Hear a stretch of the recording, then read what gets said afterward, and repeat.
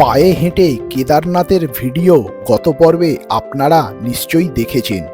যদি না দেখে থাকেন প্লিজ অনুরোধ করব এই পর্বের ধারাবাহিকতা বজায় রাখার জন্য গত পর্বগুলি প্লিজ দেখে নিন।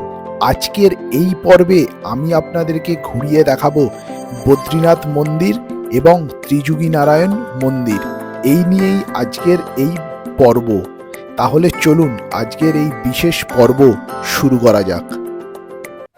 Good morning. আজকে 2রা অক্টোবর 2025। আমি এখন আছি সোনপ্রয়াগে। গতকাল আমি কেদারনাথ থেকে নিচে নেমে এসেছিলাম, সেই ভিডিও আপনারা আগের পর্বেই দেখে নিয়েছেন। আর আজকে এই সুন্দর ঝকঝকে সকালে আমরা এখান থেকে প্রথমে যাব ত্রিযুগী নারায়ণ, তারপরে যাব বদ্রীনাথ। সেই ভিডিওই থাকবে আজকের এই পর্বে। আমাদের গাড়ি এসে গেছে, আমরা এখন রওনা দিচ্ছি ত্রিযুগী নারায়ণের উদ্দেশ্যে।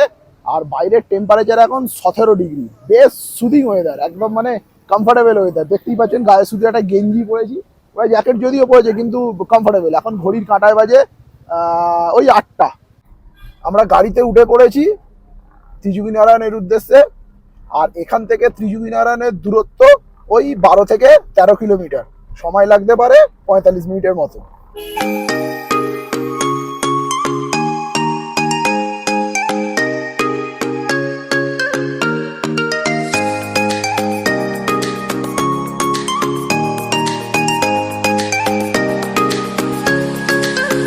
এই ত্রিযুগী নারায়ণ মন্দির কিন্তু সি লেভেল থেকে 6500 ফিট উপরে, মানে 1980 মিটার।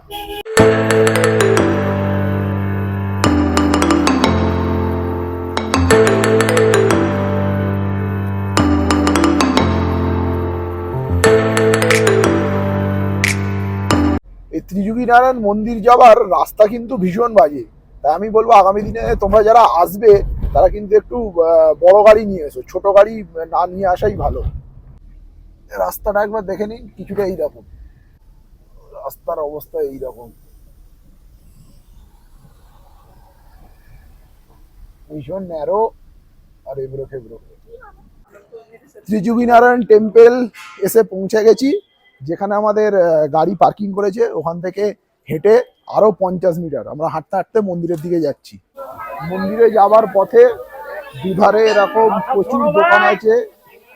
এখান থেকে আপনারা ডালা সামগ্রী কিনে নিতে পারেন। মন্দিরে পুজো দেওয়ার জন্য যে ডালা সামগ্রী আছে এগুলো আপনারা কিনে নিতে পারেন। এই হচ্ছে ত্রিযুগী নারায়ণ টেম্পল।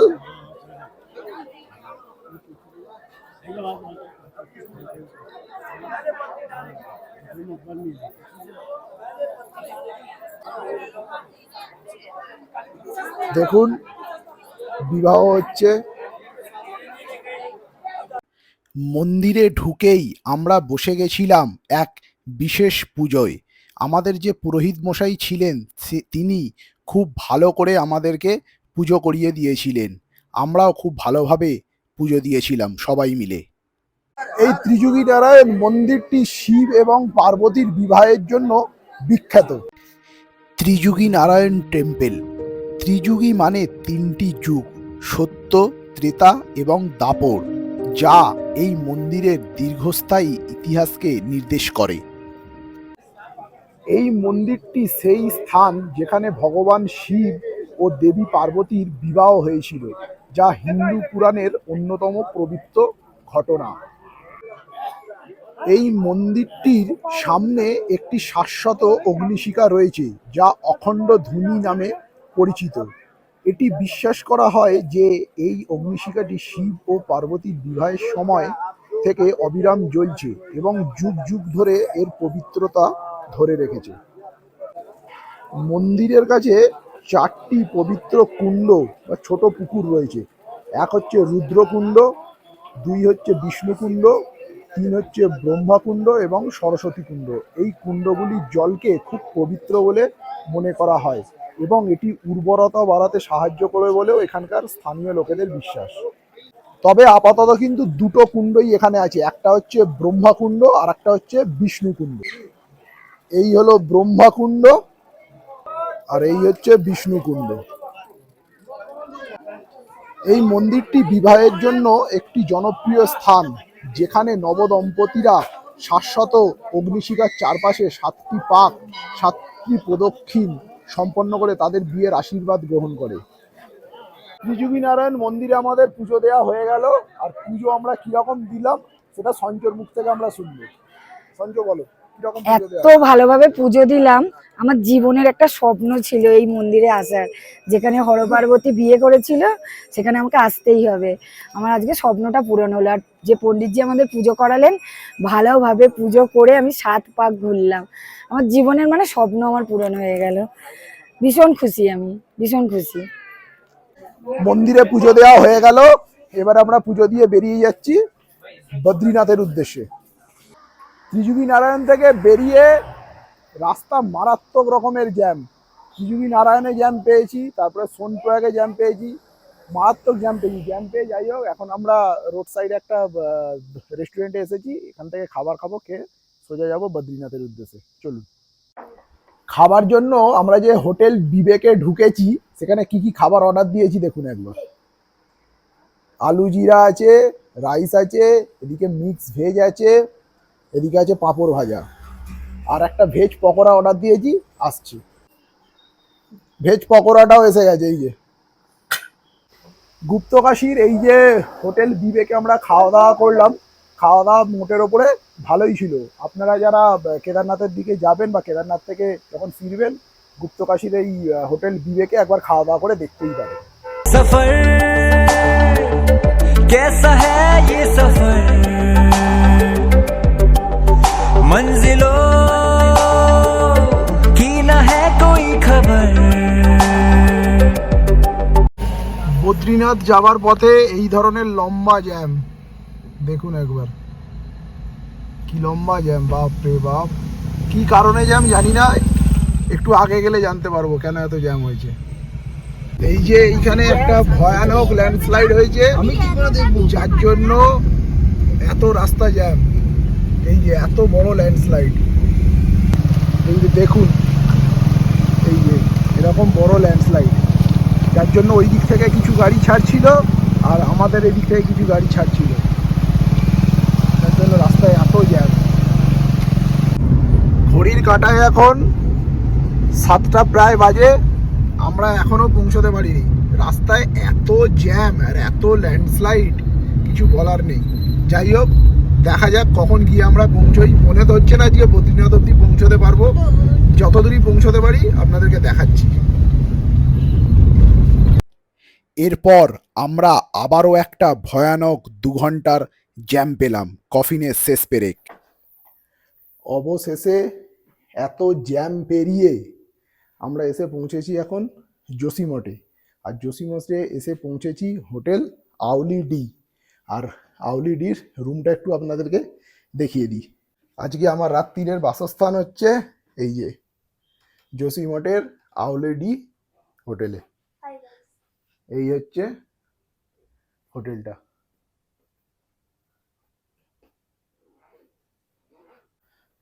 বদ্রীনাথ দেখাবো, কিন্তু আজকে না, যাব কালকে সকালে।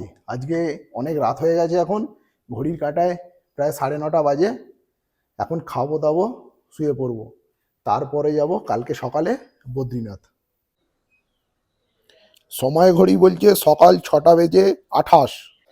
সকাল 6:28 বাজে, আর আমরা এখন বেরিয়ে পড়ছি এই জোশীমঠ থেকে বদ্রীনাথের উদ্দেশ্যে। আমি যে হোটেলটিতে আছি জোশীমঠে আউলি ডি, এই হোটেলটি খুব ভালো, এদের পরিষেবা খুবই ভালো, কিন্তু এক রাতের জন্য ভাড়া নিয়ে যে 2800 টাকা, যেটা আমার একটু বেশি মনে হয়েছে। যাই হোক, আপনারা আগামী দিনে যারা জোশীমঠ আসবেন, এই হোটেলটিতে একবার ট্রাই করতেই পারেন।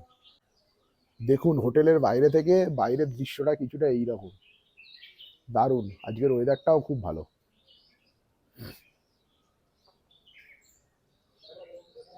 এই জোশীমঠ থেকে বদ্রীনাথ টেম্পেলের দূরত্ব হচ্ছে 39 কিলোমিটার। সময় লাগতে পারে ওই 1.5 ঘন্টার মতো। হোটেলটি একবার বাইরে থেকে দেখে নিন, এই হচ্ছে বাইরের গেট আপ, হোটেল আউলি ডি। আর আশপাশের প্রাকৃতিক সৌন্দর্য কিছুটা এইরকম। গাড়িতে উঠে পড়েছি, রওনা দিয়েছি বদ্রীনাথের উদ্দেশ্যে। আর আশেপাশের প্রাকৃতিক দৃশ্য কিছুটা এইরকম।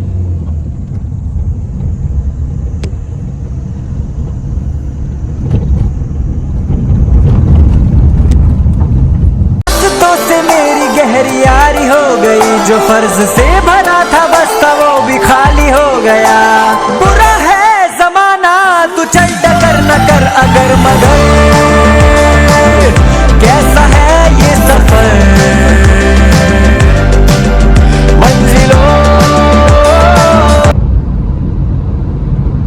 এই যে যোশীমঠ থেকে বদ্রীনাথ যাওয়ার এই যে হাইওয়ে রাস্তা, এই রাস্তাটা দেখলে কিন্তু আপনার মনে হবে যে আপনি কোনো স্পিতির রাস্তায় ট্যুর করছেন।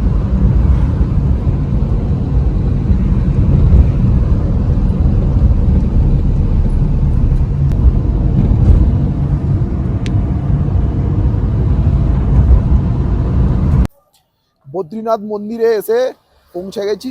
এখন এখান থেকে হেঁটে মন্দিরে যেতে হবে। একটা গুরুত্বপূর্ণ তথ্য আপনাদের দিয়ে দিই, এই কেদারনাথ বদ্রীনাথ এই চারধাম যাত্রার যে রেজিস্ট্রেশন আছে সেটা কিন্তু আপনারা সঙ্গে রাখবেন। বদ্রীনাথ ঢোকার আগে এই রেজিস্ট্রেশন কিন্তু চেক হচ্ছে। আর টেম্পেলে ঢোকার আগে মানে বদ্রীনাথ মন্দিরে আপনারা যখন ঢুকছেন, গাড়ির জন্য কিন্তু আপনাদের 60 টাকার একটা টোল ট্যাক্স লাগবে। চলুন মন্দিরের দিকে যাওয়া যাক। মন্দিরের দিকে হেঁটে যাচ্ছি, বিশ্বাস করুন এখানে এত ঠান্ডা নয়, পুরো আমাকে কাঁপিয়ে দিচ্ছে। আমি ভাবতে পারিনি আর বুঝতেও পারিনি যে এখানে এত ঠান্ডা হবে। মারাত্মক ঠান্ডা, আমি জাস্ট কেঁপে যাচ্ছি। টেম্পারেচার 5। এই হচ্ছে বদ্রীনাথ টেম্পল।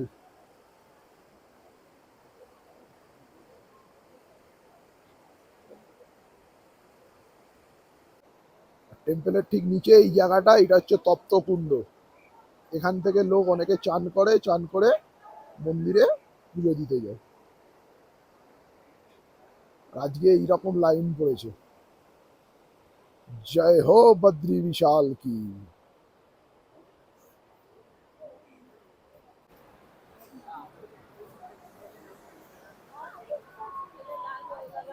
এই হচ্ছে মন্দিরে যাওয়ার রাস্তা, আর এই হচ্ছে লাইন, লম্বা লাইন পড়েছে।